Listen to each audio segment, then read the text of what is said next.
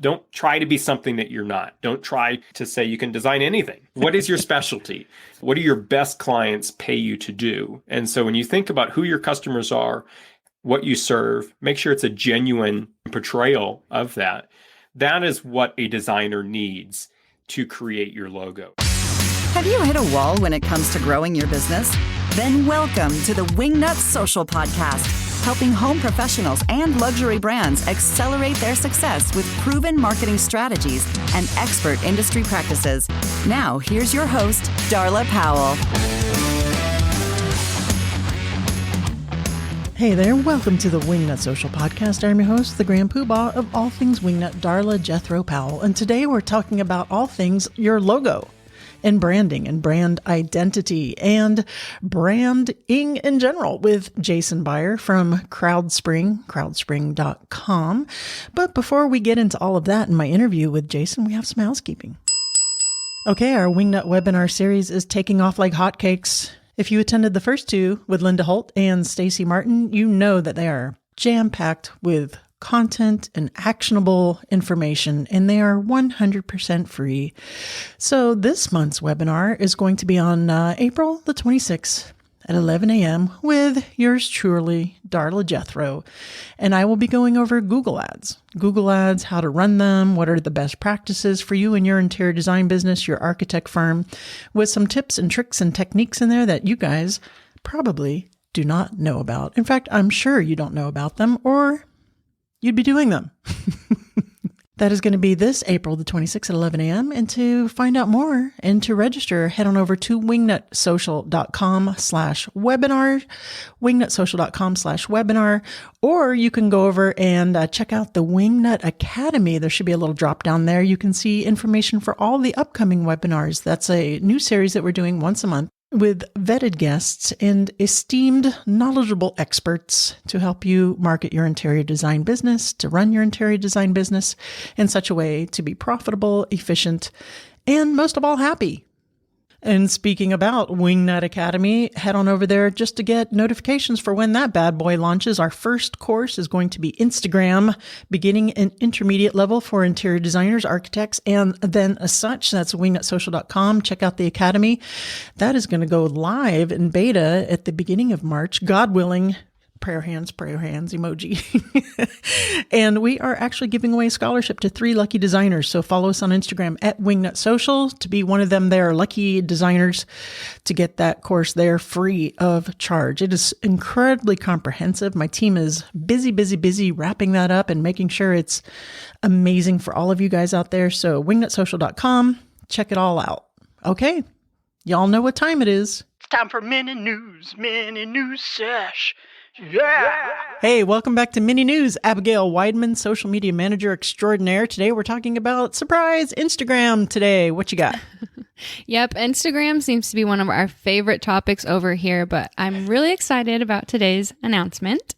Instagram has officially launched a new moderator feature for Instagram Lives. So how that will work is users can choose from any viewer in their Instagram Lives and assign them to be their moderator. And moderators can kind of serve, I believe, Darla, you said earlier, as bouncers for these Instagram Live.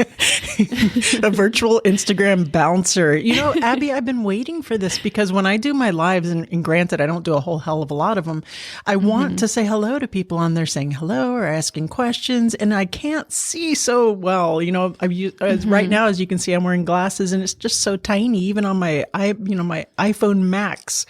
And I'm like, okay, wait, okay, hi, and out that, or I get super distracted. So that's really cool. But from what I'm understanding here, you don't even have to have like a pre-approved member on there. You can just say, hey, Jerry Cerruti, I see you in the audience. Would you moderate my comments for me? Yeah, exactly that. Okay. So in the bottom of the Instagram Live, there's normally that little arrow where you can send it to somebody. There'll also be 3 little dots, and you just click that and it'll give you the option to assign a moderator. You click the person you want to be your moderator and it'll send them a notification that'll pop up on their screen, and they can choose to decline or accept, but hopefully they'll accept. And then they can remove comments, whether that's hate or trolling or spam, and they can even kick people off of your live if they're, being a little too aggressive with the comments there. But it's super cool, and it plays a part in one of Instagram's key areas of development for the year, which was user control. So kind of just giving its users, more control in that area. I love that, because one of the main reasons to even do a live is to have the engagement and to have the commenting and responding to people who are bothering to show up and say hi or to wave or to ask questions. So you want to have them answered and you want to have them acknowledged. I love it. So, and you did point out in the green room that this is, Instagram's been a little late to the game on this, right? Yeah. Yeah. So, I mean, Twitter has this feature, Facebook and TikTok rolled out this feature last July, I believe, but Instagram Live's been around since 2016. So it's a little bit overdue in my opinion, but we have it now. And so that's really exciting. Okay, great. So if you've been a little bit shy about doing your lives because you're not sure you're going to be able to see those comments, just hook up with a friend, a family member, or one of your team members there and say, hey, I'm going to go live. Would you mind, going through these comments for me? I appreciate it. Okay, great. All right, Abby, thanks again for joining us. We'll see you next time. All righty. Bye. Bye. Mini new Sesh. Yeah. Okay, let's get into my interview with Jason Byer. Jason Byer is the marketing and partnerships manager for Crowdspring. He has led brand reviews for hundreds of small businesses, explaining the little mistakes they are making that are hurting sales. Jason explains how strong brands attract more customers, justify premium price points, and build more resilient businesses. Jason is currently building a house in Wyoming near Yellowstone National Park. Wingnuts, help me in welcoming Jason to the show. Hey there, Jason Byer. Welcome to the show. How the hell are you? I'm doing great, Darla. Thanks so much. Awesome. Great to have you here. Today we're talking about branding and brand identity. And Jason, I was reading your bio and something really stuck out. And I want to start with talking about what you say are the little mistakes that people are hurting, small businesses, I should say, and that are hurting sales. But before you answer that, just tell us a little bit about who you are, who you help, and we'll dive in. Absolutely. So I'm Jason Byer. I lead marketing and partnerships for Crowdspring.com. We help businesses of all sizes build their brands, build their brand identity, help them with their naming and their graphics. And it's a fun process because we get to see a lot of small businesses. And normally when people look at my bio or look at LinkedIn, what they point out is that I moved to Cody, Wyoming from Chicago. And it's very pertinent for this conversation around small business because in a small town of 10,000 people, the little mistakes are really exacerbated because in a big town, you can't get away with this, right? You have to be on your game because there's so much competition. In a smaller town, sometimes you can make some of the mistakes that make people like me cringe, and we see them, regularly. And so, a little bit more about me is I'm building a house out here just outside of Yellowstone in Cody, Wyoming. We've got horses and kayaks and mountain bikes and 2 daughters and just enjoying the outdoors. In the green room, we were talking about that, and that is my fiance's dream retirement location, either Montana or Wyoming, and Wyoming doesn't have state taxes, so guess which one I prefer. Exactly. No, it's beautiful. Lots of space. All right, so before we get into the branding and stuff, and it really is important, and there's a lot of interior designers listening, or architects, or general contractors who might even be undergoing a rebrand kind of situation, which we'll talk about as well. But I'm really intrigued by the little mistakes that they're making that are hurting sales. And does this relate to branding as well? Okay. Absolutely. And your lead in about, the audience, interior designers and architects, you're being judged more, right? You're just at a different level when it comes to your brand identity. It would be helpful if all carpet cleaners had a strong visual brand, but we give them a bit of a pass, right? We don't expect them. That's not what they're good at. What you're good at is design, is making visual choices that your clients are paying you to make for them because you make them easier. Otherwise they would just do them themselves if they had the skill or the time. So you're being judged in a different way. And if you don't think so, think about if you were to hire a photographer, right? And you went on their website and all their pictures were blurry and out of focus or stock photos. You're like, I'm not hiring this person, right?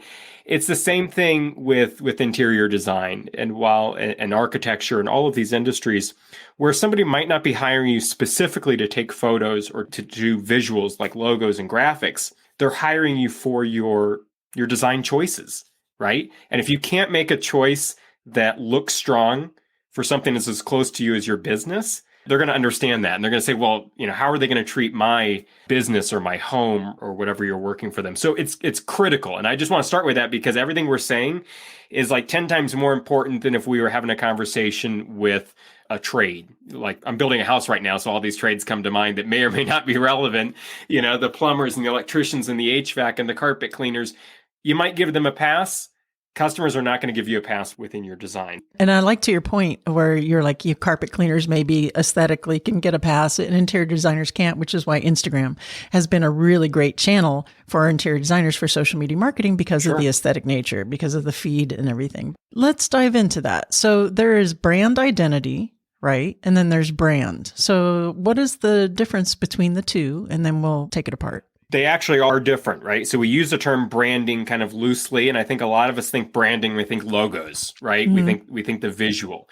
And branding is every interaction that a customer has with your company, with your product, with your service.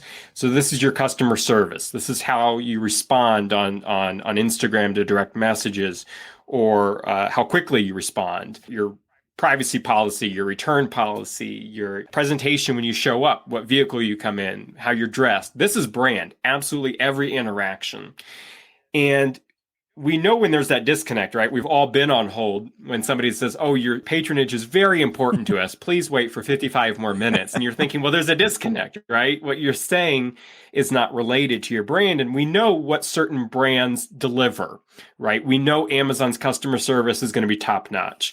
Certain companies are going to deliver a very consistent product. Somebody like a Starbucks or McDonald's, you know what you're getting no matter where in the country you go. That's not the same for our businesses as architects and interior designers and working with homeowners and businesses. People don't know. They have a lot of unknowns about what you're doing. They don't know your brand. They don't know your service. They don't know your price point. They don't know your success. But they do know you're trying to sell them something, right? That's in the back of their mind. And so what you're trying to do with your brand is think about absolutely every touch point that somebody is having, interacting with you, and making sure that you're making a choice that you're comfortable with. It may be a choice that you change later. You may change the car you drive or the clothes you wear or your customer service, but you just want to be aware of what's happening. And that's your brand. And it's being shaped whether you're taking an active role in it or not. People are having a judgment about all of these things that we're talking about. Your brand identity is everything people can see. It's all the visuals. So this is when we get into the logo.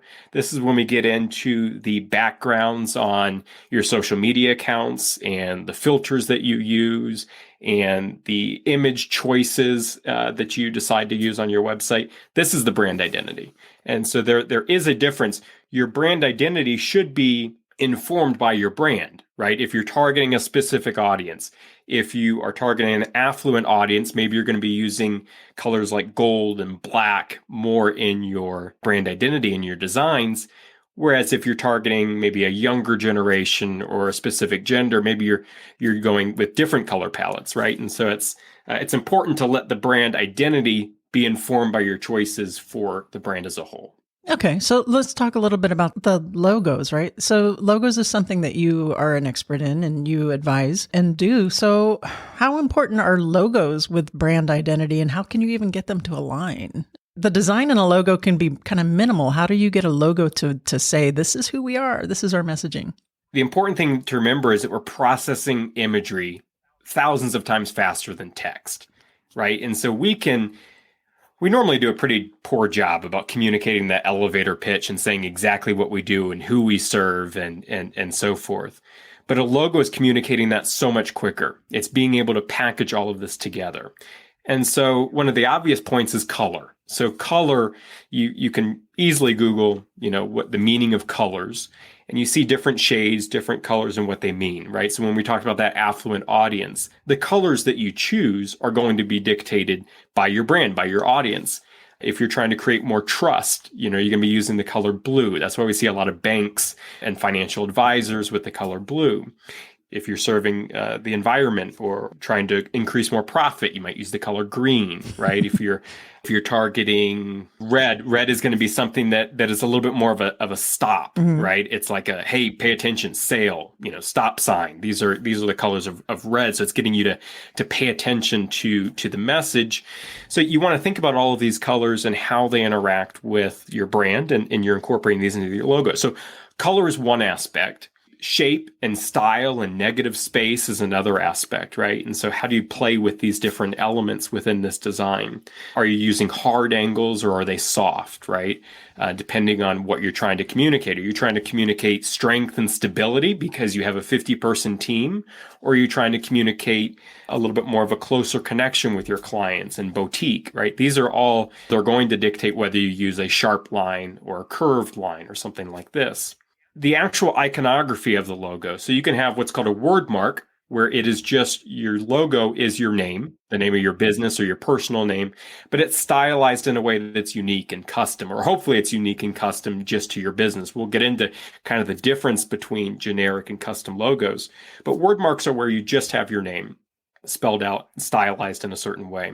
You can have an icon with this, either custom or generic, where you're able to have something that scales, right? You're able to have, sometimes best example would be something like the avatars on social media, where a word mark that is spread out left to right doesn't really fit well within a square. And so sometimes you'll see brands that are just truncated and it's just the middle of the name because the rest of it, just got shrunken down. Logos have to scale, right? If you want them to look professional and communicate a message. And this is where word marks can do a great job with this. And so you'll typically see something cut, or not word marks, a symbol that goes along with either the word mark or can stand alone. Right. So these are all things that are communicating the brand through your brand identity. And this starts with a creative brief. If you're working with a designer, you start asking the questions, okay, who are your competitors? Who's your audience? What do you want them to know? How do you stand apart? Is trust more important than stability or growth for your industry? What's the angle? And then you start looking at colors and shapes and custom icons that communicate this message. And when you package all of that together, you get something that somebody can intuitively understand who your audience is within fractions of a second. Right. And that's what we're aiming to do with our logos and our visual brand identity. They're not just meant to take up space because Instagram tells us, we need to add an avatar here. They're meant to communicate what we do very quickly. And this is why it's incredibly difficult to do this with generic logos. A lot of times in our business, we're looking for ways to save or just to get started. And generic means it can be used for everybody. And so then everything we just talked about really goes out the window because now anybody can use that color or that shape or that icon. It's not your business. Right. It's not, your specific market that you're serving. Does that make sense? It does. And it's funny that you're talking about red. Red is a stop. And I was going through my head at the time, trying to think if I could think of any interior design firms that I was familiar with that their logos were in red. And I can't think of one. I'm sure there are, but I can't think of any. And also I did think of a couple of interior designers whose logos are way busy. So when it comes to that, I'm guessing less is more. That's a great point about the red. So if you're new to the industry, right, maybe you're just really partial to red. Right? It's your color. Your kitchen's in red. You wear red, and you're thinking, okay, right, like I'm the red interior designer. That's my shtick, right?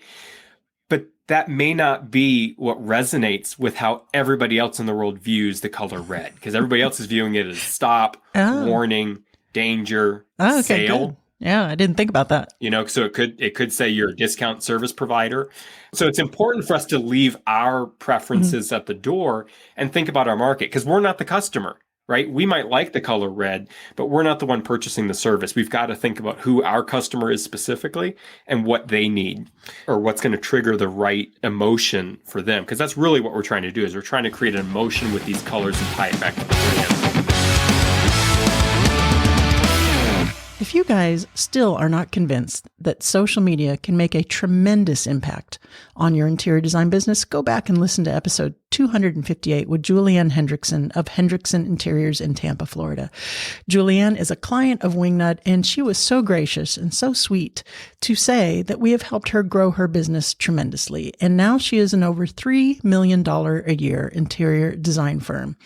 So if you need help with marketing your interior design firm, don't listen to other people that say you cannot find clients on Instagram, you cannot find clients on social.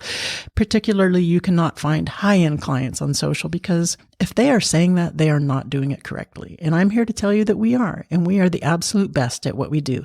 Head on over to wingnutsocial.com, check out our case studies, check out our reviews.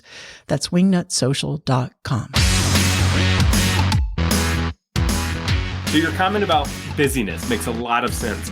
This is an area we see with, and this is how people are judging your brand. This is how they're judging your logo. And it's how you can judge yourself to say, okay, is it time for me to up my game? Busy logos are trying to over communicate. They're trying to make up for the fact that there's not somebody really focusing on how to communicate with less but better, less and more. And so you start adding elements, right? And so you start saying, okay, I do these three things. So let me find a symbol for all three things and include it in my logo. And what that means is it's very difficult. It's busy. It's hard to understand what you specialize in and what you do. So one aspect of this is you'll see this with very inexperienced designers, where they try to overcompensate for using something like negative space by over communicating, by just adding symbols to represent everything. You see this with generators, because generators, look, artificial intelligence will get to a point where we're all struggling in every industry, to add some creativity, right? I think the creative side is probably the last, right? So we're certainly safe for now. But when you think about the logo generators, the naming generators that are online, they're just not at that point yet. Like a person, they can't provide that creativity. They're not really artificial intelligence. They're really just creative mashups based on keywords. And so when you use a generator and you say architecture or interior design, they're pulling from a list of elements and sticking them together. So when you start to see a busy logo, you start to see random elements trying to represent every keyword for your business. It really comes down to being either a generic logo or somebody who's just very new to the space. And so it creates a lot of busyness. Just so the audience understands, the logo generators are just you plug in, okay, this is my business name. There's a couple like little bullet points of what I do, and they'll just kind of throw some random graphics at you and see if anything sticks. But it's not really, like you said, creative thought. They're not doing a discovery on your business or your messaging or your positioning, right, or, and doing anything that we're talking about here, really. And it's tough because visually they look okay. They don't look like, they're from 1999. It looks modern and sleek and stuff, but there's two problems. They're either not communicating anything, because that's the nature of something that's generic, is that you could take two different business owners and they could have the same logo, and it's like, well, there's nothing different between these. Or they're very confusing. They're over communicating, to your point. Your logo's job is not to communicate exactly what you do or even everything that you do. And I think that's one of the challenges, is that we want to say Jason Byer, interior designer, and I want to say all of that, and I want to have visual imagery that communicates all of that. You don't have to. Your logo is there to create an emotion, and it's there to create intrigue, and it's there to create consistency across all of your marketing. It's when somebody starts to look at your webpage or starts to look at your social media feed that they start to understand your 3, 4, 5 different services that you offer. They don't need to know that from your logo. And that's where I think we can create a lot of less work for ourselves in trying to create something that represents our entire business, and create something that is cleaner and less busy than trying to communicate everything. Yeah, I love it. And I also like the point that you can have your name, written nicely or whatever, but you're still going to need that one like little favicon or image or something that will fit in an Instagram profile or in a little square thing. And a lot of interior designers do. I've seen that a lot. I try to fit their whole name, and it's so tiny. You can't tell what it is. Okay, so there are people in the audience right now who are undergoing a brand redesign or are thinking of undergoing a brand redesign. Maybe they do have logos or graphics from the 80s or the 90s. They have beige and a light mauve color in there or something with a whole bunch of flourish. How do you recommend that they move forward with a brand refresh on their marketing, on their advertising? How do they do that seamlessly or even make a celebration out of it? Your point about an older logo, what we want is we want our experience as we get older in the business and have more years. We want that to be a help, not a hindrance, right? We don't want somebody to say, oh, you're dated, you're stuck in this frame. We want them to say, oh, you have a lot of experience. You have multi-decades worth of experience. You've seen different transitions. You can reach back into the archives of your work and use that to help me, and it's not going to be a hindrance, right? And so this is the problem. This is why companies have updates to their brand, is to communicate a new message. Starbucks has undergone multiple logo changes, right? We still like their coffee. It's still consistent, right? But they're trying to show a different progression for the brand. And that's what we're trying to do as well. We want to use that experience for us. The important thing to start with is who your customer is. That's what you're trying to start with a refresh. You're trying to understand, where are they at now? Who are you serving? What age, what gender, what industry, what style are they looking for? Are you predominantly focused on kind of a modern interior design or rustic or something like this?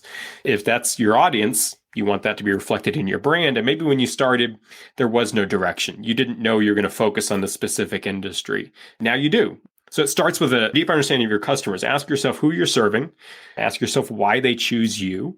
I think it's important not to be somebody that you're not. Coaches are kind of the worst for this, where you go to their page. Every industry has somebody in here that does this, but coaches, they use the term like we, like they're a bigger corporation. We serve this market, and the pictures of skyscrapers and people in suits, and it's trying to portray a bigger company than it is, when in fact, you can find out very quickly that there's only one person behind this company. And so it's this weird disconnect, this facade that you're somebody that you're not, when you're really somebody, much smaller. So use that to your advantage, right? So what I would want to see in that example is somebody who just owns the fact that I'm one person.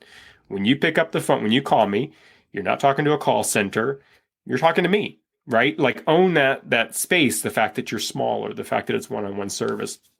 I don't think this is probably going to be as big of a problem in architecture and interior design, but it's something to think about. Like, don't try to be something that you're not. Don't try to say you can design anything, right? What is your specialty?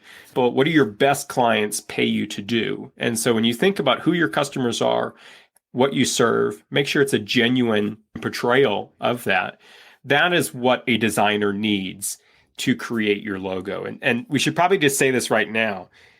We shouldn't create our own brands, even if our own visual brands. We should direct them. We should allow somebody else who is, one, outside of our business, and two, has a very specific focus on how to design logos and websites and so forth. Right. And I'm not saying this just from Crowdspring. It doesn't matter if you use Crowdspring. Just don't do it yourself. You have a skill. You wouldn't want somebody else coming in, to do your job. You shouldn't try to do somebody else's job. It's just going to hurt you in the long run. 100%. And I have seen designer after designer make that mistake. They're like, I can design, I can have a visual eye, but graphic design is an entirely different animal. And when you can't rely on someone to give you an objective feedback on what that should look like, I think that is a mistake. That is definitely something you want to delegate out and go through a discovery process and craft that the way it should be to speak to your ideal client. The nice thing about being a creative person is you're going to be able to give better direction to that designer. You're going to know the creative rails to put that person on so that they get to the point that you want them to, but in a way that, takes what you would have done, which is an 80%, and takes it to 100% design. There is a benefit to being a creative person. You're going to get a stronger logo by being involved in the process. But yeah, we shouldn't try and do this ourselves. I loved your point about having a dated logo. Well, you said dated logo. The thing is that as an interior designer, having a dated logo is death. It is so that you could have like the best portfolio, and if someone's going and they're taking a scan of your social media or something, they're seeing like a logo that looks like it's from the 80s or it's just terrible, they're going to associate that with your level of aesthetic and design, and you're going to pay for that. You don't want that. We're so attached to things like our names and our logos and things that we did. And it's tough. You really want to get informed by other people. You want other people to tell you, okay, like, give me some feedback on this if we can't see it ourselves. We're great about judging other people's brands, but poor on ourselves. Like if you just, Google, Crowdspring does articles on trends every year. So we have logo design trends for 2022. There's trends every year that we see. And so I don't know all of them, but, think about like the shadows behind a logo, right? That's not a thing now. I mean, it was maybe 10 years ago where we kind of had a shadow behind the word mark or the logo. We don't have that now. There are certain styles that are indicative of certain decades or time periods that, while that may be, it goes back to the experience. We want you to have that experience from those decades, but not show you're stuck. Right. It's just like interior design. Trends come and trends go, and you walk in someone's house and you can see if it's dated. And same thing with your logo, same thing with your branding. Going back to your comment about red, the fact that red, you might really be passionate about it, but your audience doesn't connect that with your service in a positive way. Because you're not the customer, it's great to get your customers involved in the redesign process. So instead of going behind closed doors and doing it in secret and then say, okay, now we're going to unveil this to our customers and wow them with how great we are, invite them into that process, because it's an incredibly intimate experience to work with a company on their visual brand identity. It is their identity, and it's their flag of their company, like, their stake in the ground in commerce. So to be able to have your customers participate not only gives them this incredible feeling of honor to be able to give some feedback, but they're your target market, right? And so if you were to go to them and say, okay, here are, the three options that we have, can you give me some feedback on this? And one of them is red, because that's your favorite color. Your audience might say, oh my God, what were you thinking? Like, don't go with this one, and they're the ones paying for your service. So you could do this with all of your clients. We've had customers do this with, a mailing list and have 500 people give feedback on their design, which is great because now they're getting feedback on who is actually going to use the service. But imagine if Starbucks called you up and said, hey, we've got our new logo. You're one of 100 people. Would you like to give some feedback on it? Nike, we're changing up the swoosh. Darla, we want your opinion. How cool would that be? That'd be fun. Yeah, I would love that. And I like that too, because it's like a survey of what like-minded people in that ideal client bracket would tell you would appeal to that demographic. Jason Byer, now I have to ask you, are you ready for the What Up Wingnut round? Let's do it. Now it's time for What Up Wingnut. What would the hashtag on your tombstone be? He tried. I don't know. And you could just interpret that however you want, right? Like he tried, like I think the way I would interpret it is he tried to just live as long as possible and have a lot of experiences. I think about, I don't know, it sounds morbid, but death frequently, right? I mean, I've got two little daughters and I want to be able to experience all of them. And I just have a lot of hobbies. I need more time. So there you go. Tried. Yeah, you figure out what it Live means. it to the fullest. There you go. If you were on death row, what would your last meal be? Oh, these are getting morbid. Probably a burger. Can you have beer too? Sure. It's a whole meal. Yeah, with a really good cheese, a nice burger and a beer, and maybe if they'd let me make it myself, that'd be nice on the grill. The real question is, why am I on death row? I'm sure there's a story there. Okay. Last but not least, please recommend a book that has had an impact on you or your business greatly. Why We Sleep, Matthew Walker. Have you read this one? I have not. Matthew Walker made the circuit. He's a neuroscientist, among other things. And he made the circuit maybe a year or two ago talking about the findings in this book, Why We Sleep. And it's really changed absolutely everything about my life because I implement the findings 8 hours every single day. Like, what book do you implement 8 hours every single day that impacts your relationship, your health, your business, your wealth? So Why We Sleep It's enough science to geek out over, but certainly easy enough to read and digest. Why We Sleep. Okay. That sounds really cool. I'm going to add that to my queue there so I can listen to it. All right. Jason Byer, please tell the listeners where they can go to find out more about you and Crowdspring, and then we will call it a day. Crowdspring.com. We have 33 categories of branding and design. So maybe we've talked about things about the branding and the logo, and you're fine with your logo. It looks good, but maybe you're thinking about some of the custom graphics that you want to include on your site, or you want, additional services like company or product naming or product packaging. We have all of those, and it's a fun process. You pay one affordable fee, you know exactly what you're paying. And you get dozens of different designs back to be able to give feedback, get interaction, share with your customers to get feedback. And Crowdspring, if you just Google Crowdspring brand identity, we have a 50,000 word, very comprehensive guide on brand identity. Crowdspring.com, brand identity. Talks about colors and psychology. Very, very nice. Jason, thank you again for joining us. Thank you, Darla. It was a pleasure. All right, how's your logo looking?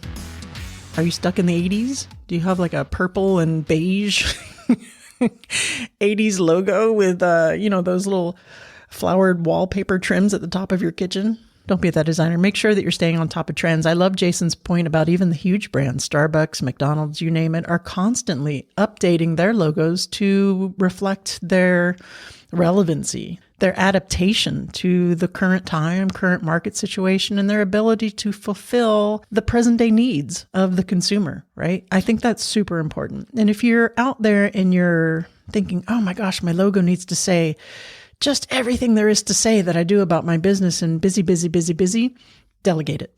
Have someone else design that logo for you. Get a second, third opinion, whether it's Crowdspring or your graphic designer or a brand designer like Glory and Brand. Just make sure that you're delegating that to the experts who do that day in and day out and have a really good handle on the design, the logo design, the branding design, and that all meshes together. And you don't just want to have just one little logo, right? You don't want to just have one branding element. You want to make sure that you have enough graphic elements to fit all kinds of ratios and formats and different social media campaigns and your YouTube and your website and your email. There's a lot that goes into that, and less is definitely more. All right. Thanks again for joining us, Jason. Remember to check out wingnutsocial.com to sign up for my Google Ads webinar on April the 26th at 11 a.m. You can go check all of those details out at Wingnut Academy. Sign up to get the notifications for Wingnut Academy launches, and follow us on Instagram to be one of those lucky designers who wins a free Instagram course for your interior design business. All right, that's it for this week. Remember, get out there, get uncomfortable, and be great. Thanks for joining us today. Be sure to tune in next week for more business and marketing info and insightful interviews with industry experts and design superstars. Can't wait? Then head on over to wingnutsocial.com for more great content to help you get your business to the next level.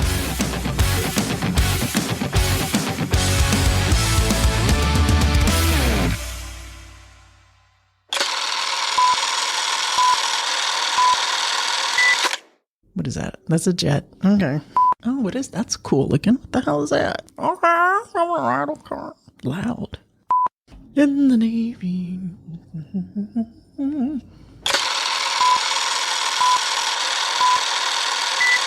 Good boy, Mango.